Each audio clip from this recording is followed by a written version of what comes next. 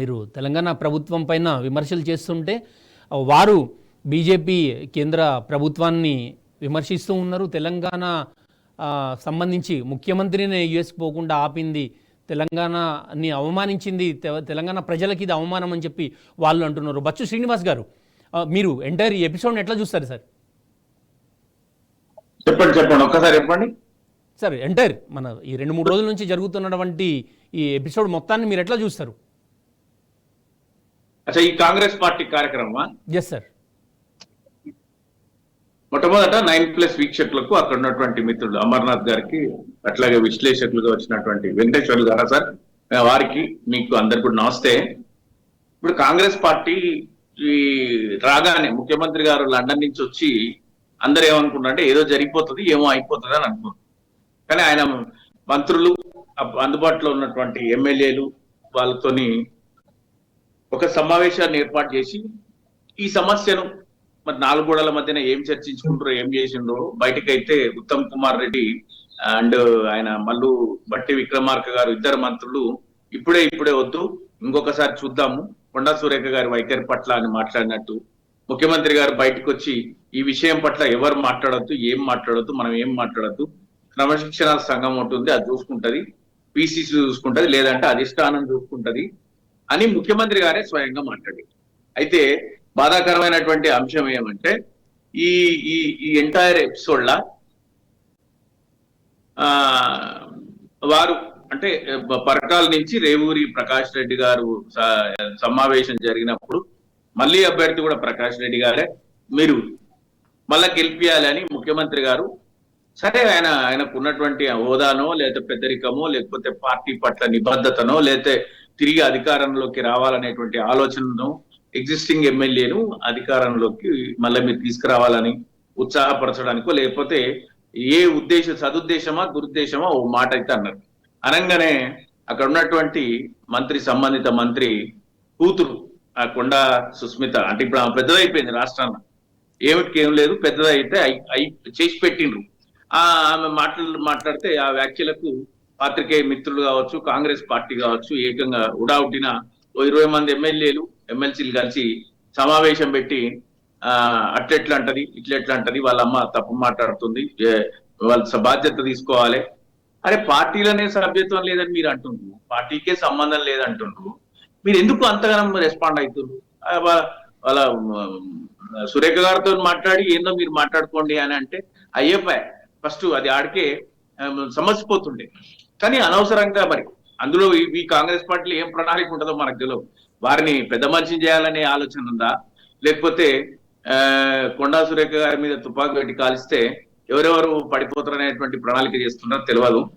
ఇంతకుముందు అమర్నాథ్ గారు అన్నట్టు ఇప్పుడు ఇంతవరకు వాళ్ళ పార్టీ ఈ తెలంగాణ సమాజం అంతా ఏమనుకుంటుందంటే, అరే ఎదుక నీళ్లకు అధికారం అప్పచెప్పినాము, ఈ అధికారం అప్పచెప్పి ఏంది మనకి బాధ, తెలంగాణ నలుదిక్కు ఆదిలాబాద్ నుంచి ఇటు మహబూబ్నగర్ దాకా, ఖమ్మం నుంచి కామారెడ్డి దాకా ప్రతి నియోజకవర్గంలో వాళ్ళ పార్టీలో ఉన్నటువంటి వ్యక్తులు రోజు వాళ్ళ మీద వాళ్ళే లక్షలు దోచుకున్నారు, కోట్లు దోచుకున్నారు, ఎకరాలు దోచుకున్నారు, లేదా 22A కింద తీసుకొచ్చి 30% కమిషన్లు తీసుకుంటున్నారు. అంటే వాళ్ళ పార్టీ చేసేటువంటి గొప్ప గొప్ప కార్యక్రమాలు మీరు ఇంతకుముందు మల్లురవి గారు మాటలు వినిపించింది. వారేవో 3 మాటలు మాట్లాడినరు, ఉచిత ఇందిరమ్మ ఇండ్లు, లేకపోతే బస్సు కార్యక్రమాలు, ఇంకా 2-3 చెప్పిండ్రు. కానీ చెప్పాల్సినవి చాలా ఉన్నాయి, అవన్నీ వదిలేసి 2-3 మాట్లాడిండ్రు. ఇంటిగ్రేటెడ్ స్కూల్స్ కు శంకుస్థాపన జరిగింది, వారు ఇప్పుడే కళాశాలకు వెళ్ళి చదువుకున్నట్టు మాట్లాడిండ్రు. సో ఆ పార్టీ వాళ్ళ అభివృద్ధి, వాళ్ళు చెయ్యని పనులు, చేసిన పనులు, చేస్తున్న పనులు 3 వాళ్ళ పార్టీ వాళ్ళే. ప్రతిపక్షం, ప్రజాపక్షం, ప్రజలు అన్ని వాళ్ళ పార్టీలో ఉన్న వాళ్ళే అవుతారు. ఇది కాంగ్రెస్ పార్టీలో రెగ్యులరే. అంటే ఒకప్పుడు మర్రి చెన్నారెడ్డి గారి దగ్గర నుంచి తీసుకొస్తే నిన్న ఉమ్మడి రాష్ట్రంలో రాజశేఖర రెడ్డి గారి వరకు అధికారంలో ఉన్న వ్యక్తి మీద టమాటాలు, గుడ్లు, మాటలు మాట్లాడడం అనేది సహజమైనటువంటి ప్రక్రియ. కాంగ్రెస్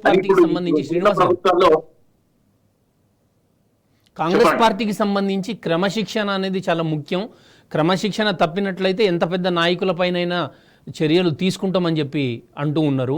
క్రమశిక్షణ పేరుతో నాయకుల గొంతు నొక్కే ప్రయత్నమే అంటారా ఇది? ఇప్పుడు క్రమశిక్షణ అంటే బీజేపీ పార్టీ కూడా ఉంది, బీఆర్ఎస్ పార్టీ కూడా ఉంది, ఈ దేశంలో చాలా రాజకీయ పార్టీలు ఉన్నాయి.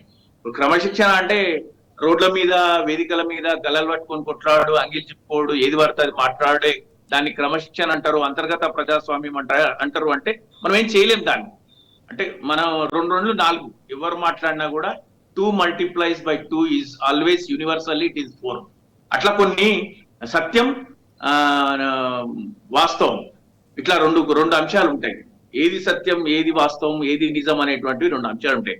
అట్లా సత్యాన్వేషణ జరిగినప్పుడు కాంగ్రెస్ పార్టీ వాళ్ళు ఏది మాట్లాడినా కరెక్టే, మా దాంట్లో అంతర్గత ప్రజాస్వామ్యం ఉంటుందని కొంతమంది మాట్లాడుతున్నారు.